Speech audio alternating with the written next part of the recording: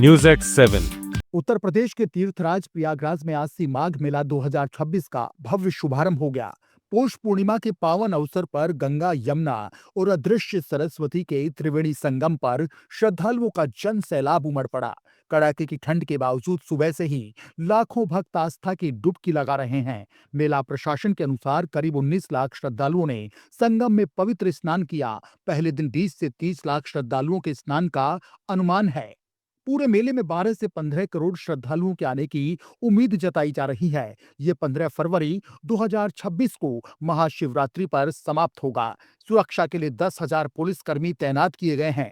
मेले की निगरानी एआई तकनीक से लैस सीसीटीवी कैमरों से की जा रही है।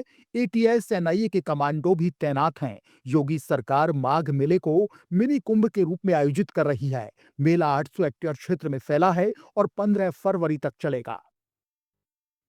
धर्मशाला हिमाचल प्रदेश में कॉलेज छात्रा की संदिग्ध परिस्थितियों में मौत के मामले में हिमाचल प्रदेश सीएम सुखविंदर सिंह सुक्खू ने कहा कि धर्मशाला के मामले में बेटी ने जो बयान दिया है, मैंने उसके आधार पर फैसला किया है कि जिस प्रोफेसर का नाम लेकर उसने बयान दिया है उसे तुरंत प्रभाव से निलंबित किया जाएगा। मामले में जांच विस्तार से की जाएगी। जो भी इसमें संलिप्त होगा उसके खिलाफ हमारी सरकार सख्त से सख्त कार्रवाई करेगी। धर्मशाला के जो बेटी ने जो बयान दिया, मैंने उसके आधार पर आज फैसला किया है कि जिस प्रोफेसर का नाम लेकर उसने बयान दिया है उसको तुरंत प्रभाव से सस्पेंड कर दिया जाएगा।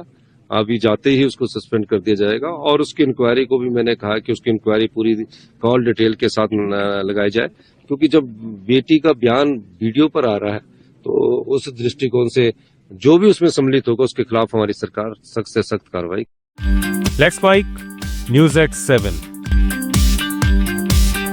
वहीं कांगड़ा के पुलिस अधीक्षक अशोक रतन ने कहा कि संदिग्ध परिस्थितियों में मौत के मामले में पुलिस ने यौन उत्पीड़न और रैगिंग का मामला दर्ज किया है और उसकी जांच करने के बाद कल शाम को हमने बीएनएस की धारा 115, 35 और 75 और रैगिंग एक्ट के तहत एफआईआर दर्ज की है।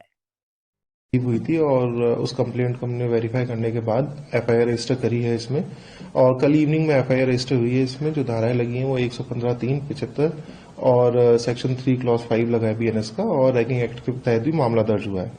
इसमें जो वेरिफिकेशन हुई है, इसमें जो डिसीज्ड हैं वो धर्मशाला से बिलोंग करते हैं, सिद्धबाड़ी के एरिया से बिलोंग करते हैं, और जो अभी तक इन्वेस्टिगेशन, क्योंकि बहुत ही प्रिलिमिनरी स्टेज पर भी इन्वेस्टिगेशन है, तो जो भी फैक्ट्स इसमें निकल के आए थे, जो सेक्सुअल हरासमेंट अगेंस्ट दी एक फैकल्टी मेंबर है वो, और जो कलीग्स जिनके अगेंस्ट में रैगिंग का जो मैटर आया है वो अंडर एक्टिव कंसिडरेशन है। इस समय वेरिफिकेशन उसकी चल रही है।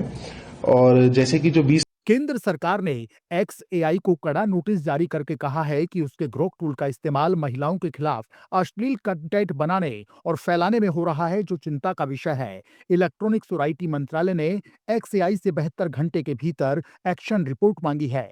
नोटिस में चेतावनी दी गई है कि अनुपालन न करने पर एक्स को सूचना प्रौद्योगिकी अधिनियम की धारा 79 के तहत प्राप्त सुरक्षित आश्रय संरक्षण से वंचित किया जा सकता है। महाराष्ट्र के उप मुख्यमंत्री अजीत पवार ने संकेत दिया कि पुणे नगर निगम चुनाव के लिए राष्ट्रवादी कांग्रेस पार्टी का उनका गुट शरद पवार के नेतृत्व वाली एनसीपी-एसपी के साथ गठबंधन कर सकता है। ये घटनाक्रम पिपरी चिचवाड़ नगर निगम चुनाव के लिए दोनों गुटों के बीच हुए गठबंधन के बाद सामने आए। एनसीपी के दो गुटों के बीच संभावित पुनर्मिलन के बारे में पूछे जाने पर उप मुख्यमंत्री ने कहा कि आपके मुंह में मिठास बनी रहे। पुणे और पिंपरी चिंचवड़ सहित सभी नगर निगम के चुनावों के लिए मतदान 15 जनवरी को होगा। केंद्रीय मंत्री और पार्टी प्रमुख रामदास अठावले ने शुक्रवार को घोषणा की कि Republican party of India Athawale 15 जनवरी को होने वाले बीएमसी चुनाव में 20 सीटों पर चुनाव लड़ेगी। उन्होंने ये भी कहा कि उनकी पार्टी सत्तारूढ़ महायुति गठबंधन का हिस्सा बनी रहेगी। ये बयान तब आया जब अठावले ने महायुति में हुए सीट बंटवारे के समझौते से आरपीआईए को बाहर रखने के लिए सत्तारूढ़ गठबंधन पर विश्वासघात का आरोप लगाया। It's time for news. It's time for more than radio. Presenting the first radio news app, Let's Mic.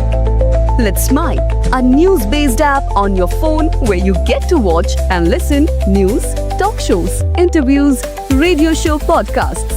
On Let's Mic, you get all relevant information of TV, print, radio, podcast, and digital. Let's Mic talks about every segment of life.